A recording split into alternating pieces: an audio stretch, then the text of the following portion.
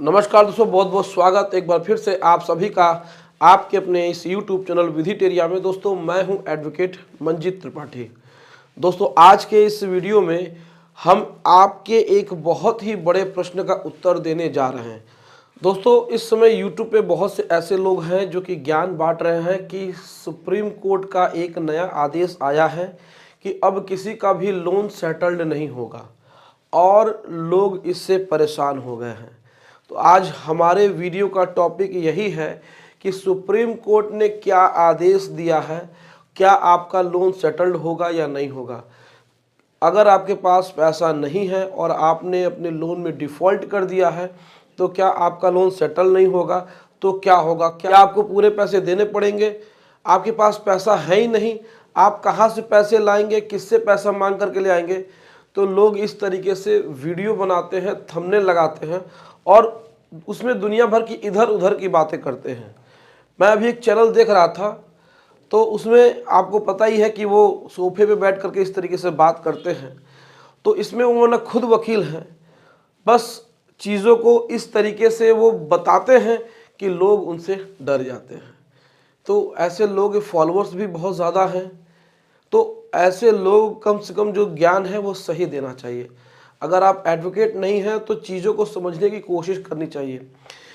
Supreme court के आदेश को interpret करना, उसको बताना, समझाना जनता को, यही कानून के स्टूडेंट यानी कि हम जैसे एडवोकेट की ज़रूरत पड़ती है कि जो भी सुप्रीम कोर्ट गाइडलाइंस बनाते हैं तो वो किस संदर्भ में उन्होंने कहा है, इसको जानना बहुत ज़्यादा ज़रूरी है। आपने थंबनेल में लगा दिया, लोग डर गए, आपकी वीडियो देखे उसमें और कंफ्यूज हो गए। उसमें आपने डिफरेंस नहीं बताया है, अंतर नहीं बताया है कि यह किस संदर्भ में कहा गया है, क्या चीज़ें हैं क्या नहीं है। पुरानी टॉपिक को उठा करके आपने वीडियो बना दिया केवल व्यू और लाइक्स के लिए।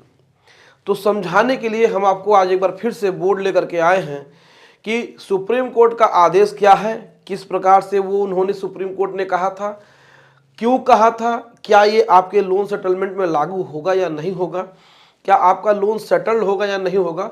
ये सबसे बड़ी बात है क्योंकि सुप्रीम कोर्ट कहता है तो सबको बात माननी पड़ेगी, क्योंकि वो हमारे देश का सर्वोच्च न्यायालय है। कानून बनाता भी वही है, कानून को बताने वाला भी वही है, दिशा निर्देश देने वाला भी वही है। कानून वो बनाता है। बहुत सारे लोग एग्री नहीं करेंगे, वो कहेंगे कि संसद में कानून बनते हैं। तो कानून दो जगह बनते हैं, एक संसद में बनता है और एक सुप्रीम कोर्ट भी बनाते हैं। तो जब नई गाइडलाइंस बनाया जाता है सुप्रीम कोर्ट के द्वारा तो वो भी एक कानून कहा जाता है। सुप्रीम कोर्ट ने क्या कहा है क्या नहीं कहा है, आज के इस वीडियो में आपको डिटेल से बताएंगे और कैसे आपका लोन सेटल्ड होगा ये भी बताएंगे। आप डरिए नहीं, आप इस वीडियो को पूरा देखिए और अंत तक देखिए। आज दूध का दूध और पानी का पानी होगा। हम ऐसे नहीं आते हैं कि बोल बाल के चले जाते हैं और लोग बस हम प्रवचन दें, प्रूफ के साथ बताएंगे, डिटेल से बताएंगे। वीडियो अच्छी लगेगी तो वीडियो को लाइक करिएगा और चैनल पहली बार आए तो चैनल को सब्सक्राइब भी करिएगा। चलिए हम आपको डिटेल से बताते हैं कि ओटीएस और रेगुलर सेटलमेंट क्या होता है और सुप्रीम कोर्ट ने क्या कहा है। दोस्तों हमने बोर्ड पे लिखा है यहाँ पे सेटलमेंट यानी कि आपका लोन, अगर आपने कोई भी लोन लिया है, चाहे वो सिक्योर हो चाहे वो अनसिक्योर्ड हो,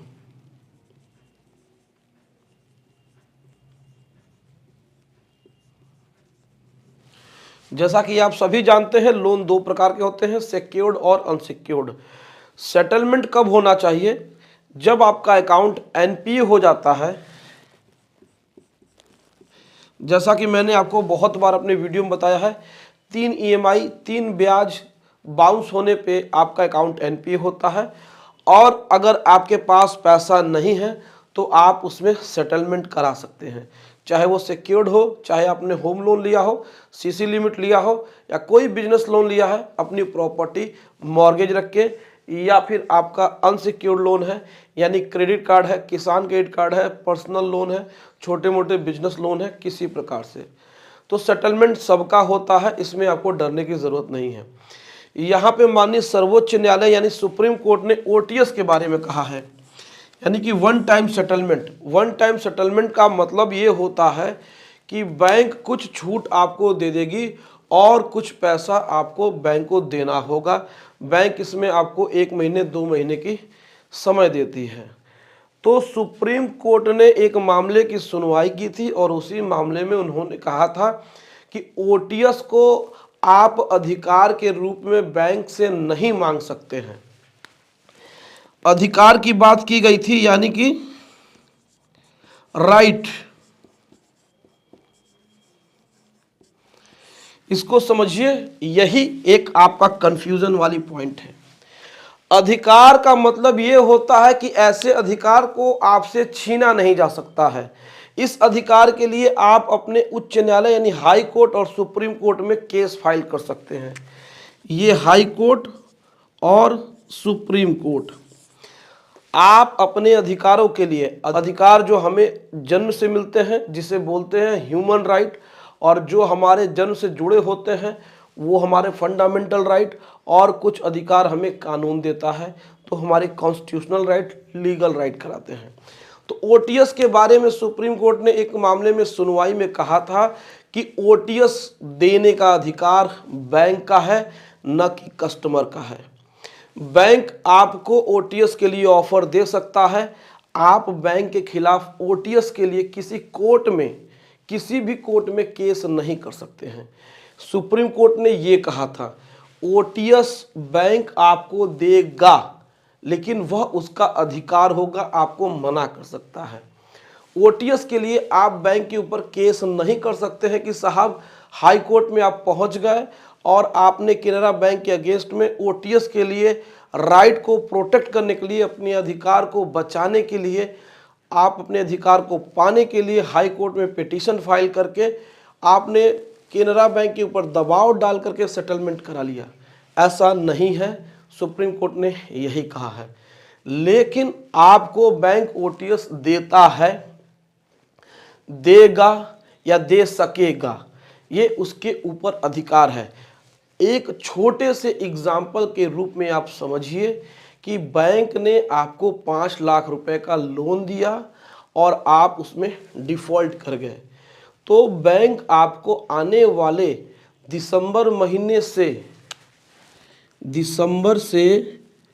मार्च, 31 मार्च के पहले तक, जब इनका लेखा जोखा प्रति वर्ष का बनता है, जिसको कि बैलेंस शीट बोलते हैं, ठीक है ना, जिसको कि बैलेंस शीट बोलते हैं, यानी कि एक साल में बैंक ने कितना पैसा दिया और कितना पैसा उसको रिटर्न मिला, इनका लेखा जोखा जो आप अपने घर पे महीने की खर्चे की एक लिस्ट बनाते हैं कि कितना पैसा आपने बचाया और कितना पैसा खर्च किया, सेम बैंक के साथ होता है।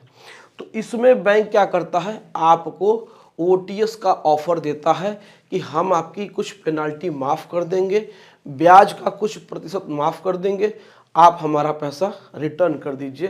तो ओटीएस यही होता है, वन टाइम सेटलमेंट। लेकिन आप खुद बैंक के खिलाफ किसी भी कोर्ट में अधिकार के रूप में ओटीएस के लिए केस फाइल नहीं कर सकते हैं, सुप्रीम कोर्ट ने यही कहा है। तो ओटीएस के लिए आप क्या करेंगे, रिक्वेस्ट करेंगे। रिक्वेस्ट का मतलब होता है आप बैंक को एक प्रार्थना पत्र देंगे कि सर हमारा लोन सेटलमेंट कराना है, हमें ओटीएस का ऑफर दे दीजिए, ओटीएस चाहिए तो आप हमें एक ओटीएस का ऑफर दीजिए। तो बैंक कंसीडर करेगा, सोच विचार करेगा और आपको ओटीएस प्रदान कर देगा। लेकिन आप इसके लिए अधिकार के रूप में राइट को प्रोटेक्ट करने के लिए किसी भी कोर्ट में केस फाइल नहीं कर सकते हैं। सुप्रीम कोर्ट की यही मंशा है और ये बहुत पहले की बात है।